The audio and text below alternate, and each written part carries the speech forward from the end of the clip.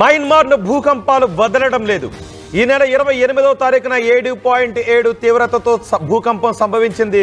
దాంతో మయన్మార్ కుదేలైపోయింది. మయన్మార్లో ఎక్కడ చూసినా హృదయ విదారక దృశ్యాలే కనిపిస్తున్నాయి. కుప్పకూలిపోయిన ఇళ్ళు, ఆ ఇళ్ల శిథిరాల కింద మనుషుల దేహాలు కనిపిస్తూ ఉన్నాయి. సహాయక చర్యలకు అంతరాయం కలిగిస్తున్నది కూడా అదే ఎత్తైన భవనాలు ఒకదాని కింద మరొకటి అలా పేక మేడలా కుప్పకూలిపోవడంతో వాటిని తొలగించి సహాయక చర్యలను ముందుకు తీసుకువెళ్లడం కష్టసాధ్యంగా మారుతున్న సమయంలో వరుసగా సంభవిస్తున్న భూకంపాలు మళ్లీ భయపెడుతున్నాయి. రాత్రి 9 గంటల సమయంలో మరోసారి మయన్మార్లో భూకంపం సంభవించింది. ఆ భూకంపం తీవ్రత రెక్టర్ స్కేల్ పై 4.5గా నమోదైంది. ఇటు థాయిలాండ్లోనూ మరోసారి భూమి కంపించింది. ఇక ఆఫ్ఘనిస్తాన్, పాకిస్తాన్లో కూడా భూ ప్రకంపనలు నమోదయ్యాయి. ఇప్పటికే 3,000కు చేరువైంది మృతుల సంఖ్య. ఈ భూకంపం కారణంగా ఇప్పటికే మృతుల సంఖ్య 3,000కు చేరువైంది. మరో 7,000 మంది వరకు మరణించే అవకాశం ఉంటుందనే అంచనాలు భయపెడుతూ ఉన్నాయి. ఈ భూకంపం కారణంగా సుమారు 10,000 మంది మరణించి ఉంటారు అనే అంచనాలు వేస్తున్నారు. చూడండి ఒకసారి ఆర్టీవీ స్క్రీన్ పైన శిథిలాలుగా మారిపోయిన భవనాలు, ఆ భవన శిథిలాల కింద ఎంతో మంది మనుషులు. ఇప్పటికీ సహాయక బృందాలు చేరలేని ప్రదేశాలు మయన్మార్లో ఎన్నో ఉన్నాయి. ఇంకా సహాయక చర్యలు వేగంగా సహాయక చర్యలు కొనసాగిస్తున్నప్పటికీ కూడా ఆ సహాయక చర్య పూర్తి కావడానికి చాలా రోజుల సమయం పట్టే అవకాశం ఉంది. ఈలోపు చూడండి ఒకసారి భూమి కంపిస్తూ ఉన్నప్పుడు భవనాలు ఏ విధంగా ఊగిపోతూ ఉన్నాయో. ఎత్తైన భవనాలు పేక మేడలా ఇసుక రేణువుల్లా కూలిపోయినది. చూడండి ఆ భవనం ఎలా కూలిపోయిందో చూడండి. ఒక్కసారిగా ఆ భూకంపం ధాటికి భవనాలే నేల కూలిపోయాయి. అందులో ఎంతో మంది చిక్కుకొని ఆ శిథిలాల కింద ఇప్పటికీ విగత జీవులుగా పడి ఉన్నారు. ఆ శిథిలాలను తొలగిస్తూ సహాయక బృందాలు ముందుకు వెళుతూ ఉన్నాయి. కొన్ని చోట్ల ఆ శిథిలాలలో చిక్కుకొని కొన ఊపిరితో బయటపడుతున్న వారు కూడా కనపడుతూ ఉన్నారు.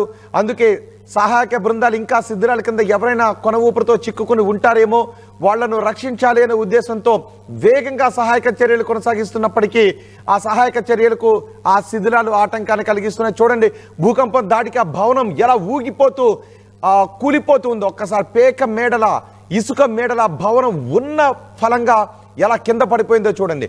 ఆ బయట ఉన్నవాడు భయాందోళన వ్యక్తం చేస్తూ భయభ్రాంతులకు గురవుతూ వాటిని చిత్రీకరిస్తున్నారు.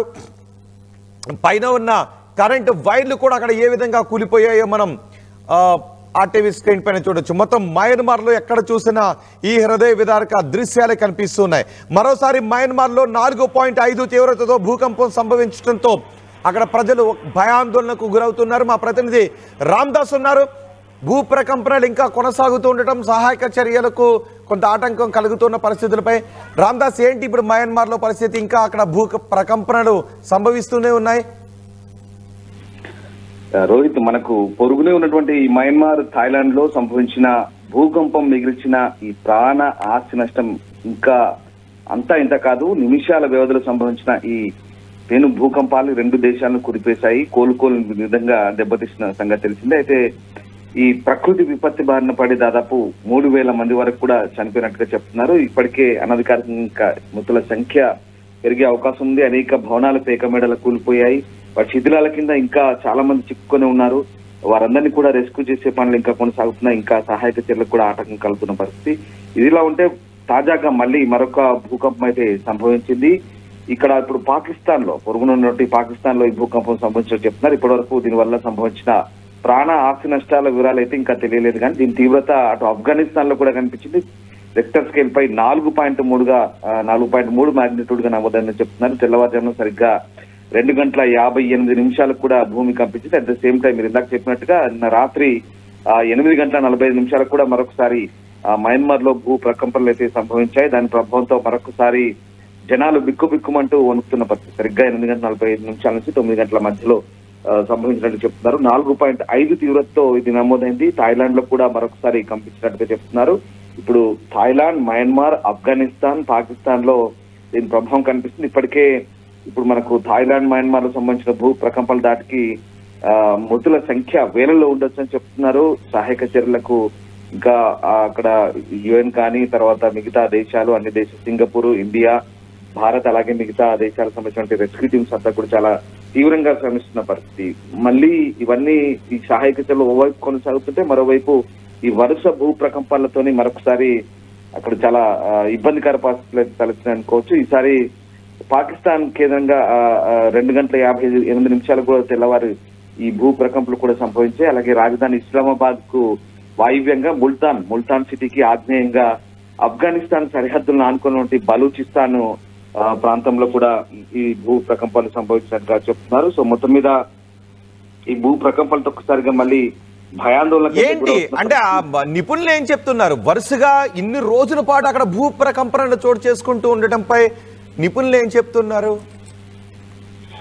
అంటే వరుస భూ ప్రకంపనలు అనేది ఈ టెక్టానిక్ ప్లేట్స్ లో కదలికల వల్లే వస్తున్నాయని చెప్తున్నారు. మొదటి నుంచి కూడా ఆ ప్లేట్స్ లో అంటే సాధారణం కంటే తీవ్ర స్థాయిలో వాటి కదలికలు ఉన్నాయని చెప్తున్నారు. దీని ప్రభావంతోనే ఇవి చోటు చేసుకుంటున్నాయి. వరుస భూ ప్రకంపనలు సంభవించడానికి ప్రధాన కారణం భూ ప్రకంపనల వల్ల చెప్పేసి వీళ్ళు చెప్తున్న పరిస్థితి. ఇప్పుడు చోటు చేసుకున్న భూ ప్రకంపనలు అయితే కాస్త తక్కువ తీవ్రత ఉంది. కానీ ఇప్పుడు ఈ బలూచిస్తాన్ ప్రావిన్స్ పరిధిలో వచ్చే జోన్ ప్రాంతాన్ని అయితే భూకంప కేంద్రంగా గుర్తించారు. భూ ఉపరితల నుంచి 80 కిలోమీటర్ల లోతున ఉన్నటువంటి టెక్టానిక్ ప్లేట్స్ లో చోటు చేసుకున్న పెను కదలికల వల్ల, అంటే టెక్టానిక్ ప్లేట్స్ లో చోటు చేసుకునే కదలికలు సాధారణంగా ఉంటాయి, కానీ వీటి తీవ్రత ఎక్కువగా ఉందని చెప్పొచ్చు. అంటే వరుసగా చోటు చేసుకుంటున్నటువంటి పరిణామాలు మనం ఏదైతే చూసినట్టయితే కాస్త ఎక్కువ స్థాయిలో ఈ కదలికలు ఉన్నాయి, ఎక్కువ స్థాయిలో రాపిడికి గురవుతున్నాయి. అంతర్గత పొరల్లో ఆ రాపిడి, ఆ ఒత్తిడి వల్లే ఈ ఒత్తిడి పెరిగి తిరిగి ఇది రామ్దాస్ సహజంగా భూ ప్రకంపనలు వచ్చిన తర్వాత 1-2 రోజుల తర్వాత ఆ ప్రకంపనల తీవ్రత తగ్గుతుంది. కానీ ఇంతవరకు ఇప్పటికీ సహాయక చర్యలు కొనసాగుతూ ఉన్నాయి. సహాయక బృందాలు ఇంకా వెళ్ళలేని ప్రదేశాలు కూడా ఉన్నాయి. ఈలోపు మళ్ళీ భూ ప్రకంపనలు సంభవిస్తూ ఉండటంతో అక్కడ ప్రజల పరిస్థితి ఏంటి? ఇప్పుడు మయన్మార్ లో అయితే చాలా దారుణమైన పరిస్థితి. నిజంగా బయట ప్రపంచానికి ఇంకా ఇప్పుడిప్పుడే తెలుస్తున్న పరిస్థితి, ఎందుకంటే అక్కడ మిలిటరీ ప్రభుత్వం ఉంది కాబట్టి. మయన్మార్ లో చాలా దారుణమైన పరిస్థితులు ఉన్నాయి. నిజంగా సర్వస్వం కోల్పోయి అయిన వాళ్ళని కోల్పోయి ఇల్లు శిథిలాల దిబ్బలుగా మారిపోయి వాటి కింద ఇంకా కొంతమంది బతుకున్నారా, కొంతమంది శవాలుగా ఉండి ఎక్కడికక్కడ గుట్టాలుగా శవాలు కుళ్ళిపోతున్న పరిస్థితి మయన్మార్ లో అయితే. థాయిలాండ్ లో కాస్త టెక్నాలజీ ఉంది, కాస్త మ్యాన్ పవర్ ఉంది, తీసుకోగలుగుతున్నారు, అక్కడ క్లియర్ చేసుకోగలుగుతున్నారు. కానీ థాయిలాండ్ లో చాలా దారుణమైన పరిస్థితి ఉంది మయన్మార్ లో.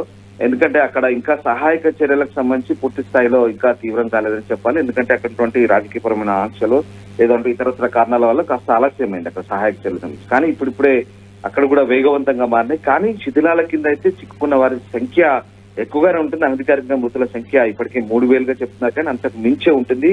చాలా భయంకరమైన పరిస్థితులు ఉన్నాయి మయన్మార్ లో. అలాగే అక్కడ నిత్యావసరాల వాటికి సంబంధించి కూడా చాలా ఇబ్బందికర పరిస్థితులు తలెత్తున్నాయి. అంటే ప్రభుత్వం ఎప్పటికప్పుడు ఏర్పాటు చేసినప్పటికీ కూడా ఆ శిథిరాల కింద చిక్కున్న వారి పరిస్థితి కానీ అలాగే వారి నుంచి బయటపడ్డ వారి పరిస్థితి కానీ చాలా దారుణంగా ఉందని చెప్పవచ్చు. ఇక భూకంపం వెంటనే ఇళ్లలోంచి బయటికి పరుగులు తీసిన వారి పరిస్థితి కూడా అంతే ఉంది. పూర్తిగా అన్ని సర్వం కోల్పోయి అయిన వాళ్ళని కోల్పోయి రోడ్డున పడ్డ వాళ్ళ పరిస్థితి కూడా ఇంకా అక్కడ శరణార్థి శిబిరాల్లో నిజంగా వాళ్ళ పరిస్థితి దారుణంగా ఉందని చెప్పవచ్చు. UN-AID అలాగే ప్రపంచ దేశాల నుంచి వస్తున్నటువంటి సహాయక చర్యలు, సహాయక సామాగ్రి మన ఇండియా కూడా పంపింది. మీకు తెలిసిందే, ఇండియన్ బేస్ నుంచి మన మిలిటరీ యాంగోన్ కు వెళ్ళింది. అప్పుడు 15 టన్నులు మోసుకొని పోయింది. అలాగే ఇంకా అవసర సహాయం కూడా చేస్తామని చెప్పింది.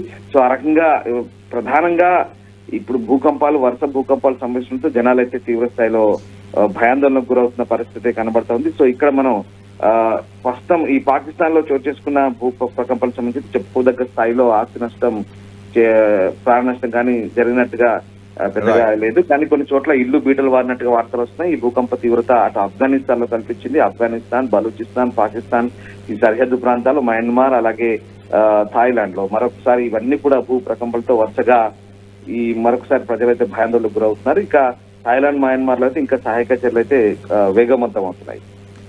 రైట్ రామ్దాస్, మయన్మార్ను మరోసారి భూకంపం వణికించింది.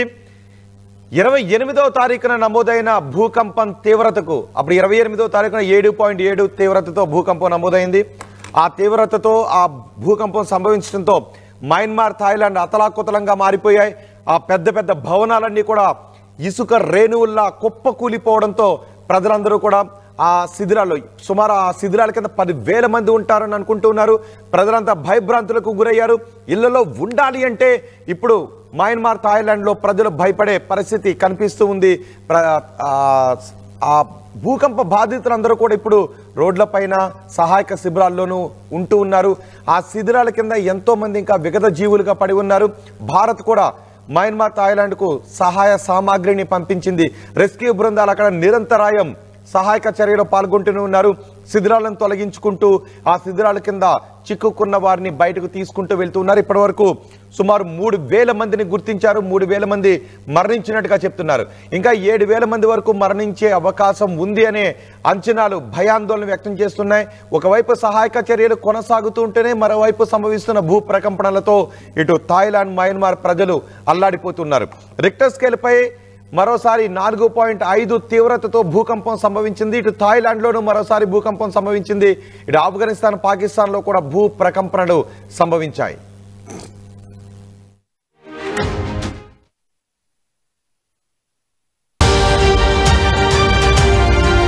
Fast track your career with programs tailor-made for the industry. KLH Global Business School.